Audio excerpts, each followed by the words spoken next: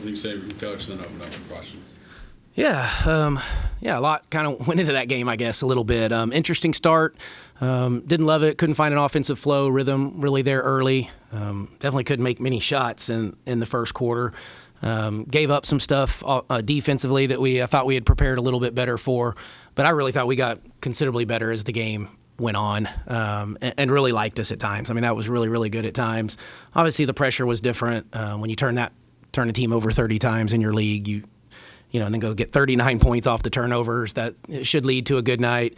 But I thought there were times we executed a little bit better, and that's been one of my gripes, that we haven't executed in the half court. So I thought there were times when we got into the half court we executed. But that team averages, I think, close to 80, if I'm not mistaken, right around 80, and to hold them to 46, and heck, they had 22 after one quarter. So there was 2 quarters in there that I thought were pretty elite defensively. We got 4 into double figures, which is typically pretty important for us, at least 3. And if we can get to 4, I think we got a great chance to win. So the obvious ones, the names, but I thought Sydney Woodley was really, really good tonight. I thought our activity defensively changed some games, possessions, got JJ in the open floor a little bit, where she's pretty dynamic, and especially to start that fourth quarter. So, yeah, proud of the effort. We needed that one. We needed to bounce back. I would have been worried if we didn't, coming off of a loss and playing the team that had already beat us, and we're at home. So we needed to do something. I don't know if special is the right word, but we needed to be back to ourselves a little bit. And obviously another big one coming up on Sunday, but I'm proud of this one. Coach, did you feel that your team received the message about finishing games?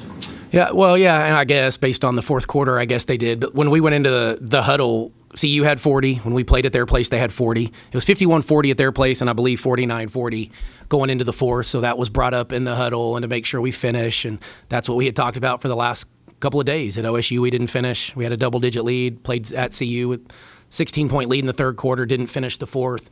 So we had to get better. We worked on it the last 2 days. Coach has been a little grumpy. So I wanted to make sure they came out and understood, I guess, the assignment, so to speak. And, yeah, proud of them for that one. There are going to be games, of course, where you're off or your team's off or whatever, just don't play well. This team seems like it has those big kind of breaks, though, a lot from quarter to quarter in games. Have you had a team like that before, and is there anything you try to do to address that, or is that something they just have to play through? Yeah, we address it for sure. We've got to work through it.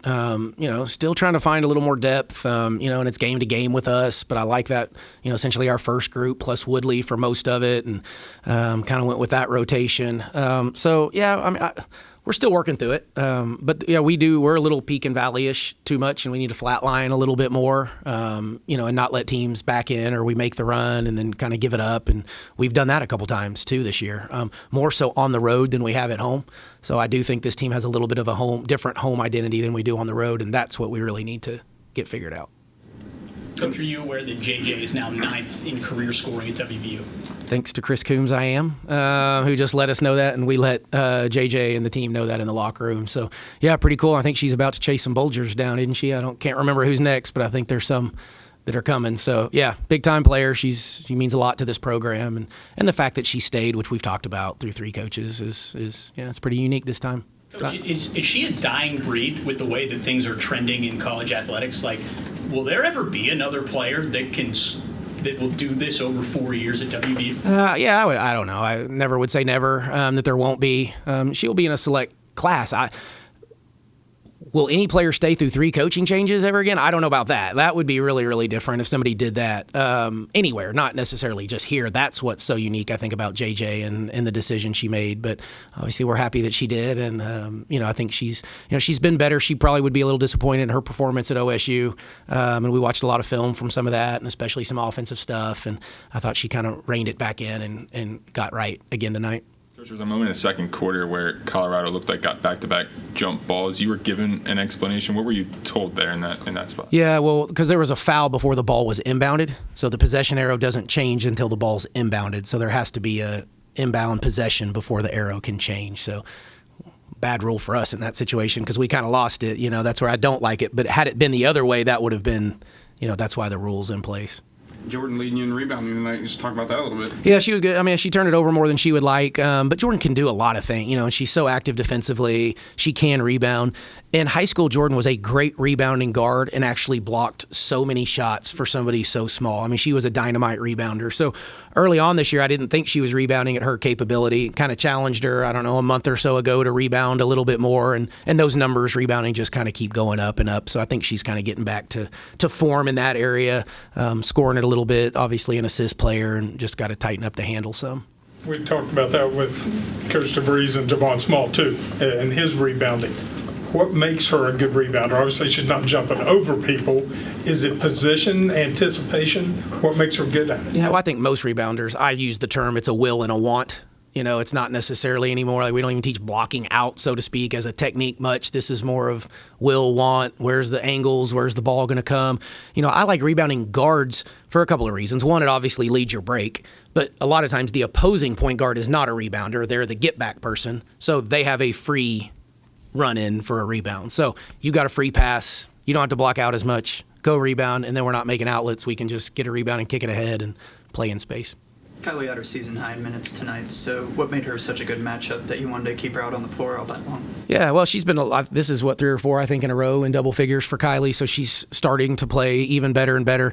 I mean, it's matchup driven a little bit though, unfortunately for her. But we played her at the 5, played her at the 4.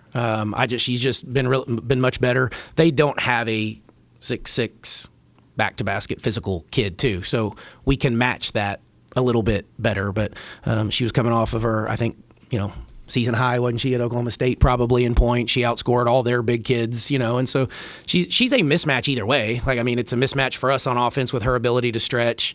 If they have size, may have an advantage just from a strength perspective with Kylie, so we can do some other things. Obviously, now we get Audie Crooks, at Iowa State, so that's, that may have a different game plan. But yeah, Kylie's been really good, playing with a lot of confidence. You mentioned Audie Crooks. How is this team different than last year's team, you guys, in how you're going to be able to guard her? Yeah, I don't know, and I'm not telling you if I did know. So we'll get to work on that one, but I ain't giving that away in any way, shape, or form. So, yeah, if they're listening, they're not going to get that one. Sorry, Coach. Coach, what do you just think changed the most from December when you guys lost by 5 to these gals, and today? What do you think changed the most from those 2 games?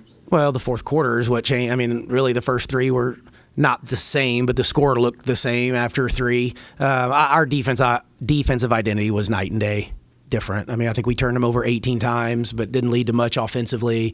And so I thought that was really the difference, to be honest, was just our defensive identity. And it was us. It looked like us at their place. It didn't. It turned into a half-court game when we scored 60, I think, and so they slowed the pace down. We could never get it at the pace that we wanted. We got it at the pace we wanted today.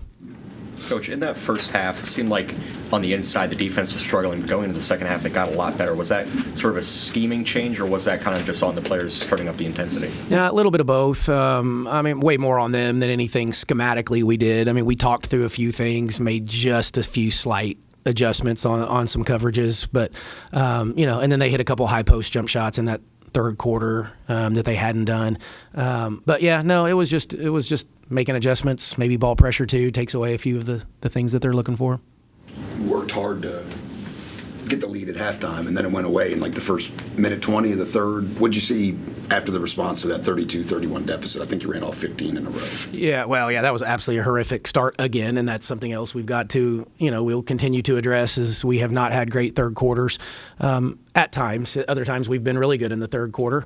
Last year, our third quarter was our best quarter. So we'll go back to the drawing board and figure out what's going on there. But I thought, again, we were ready to go, but I didn't like our energy necessarily. They got out, got some easy baskets.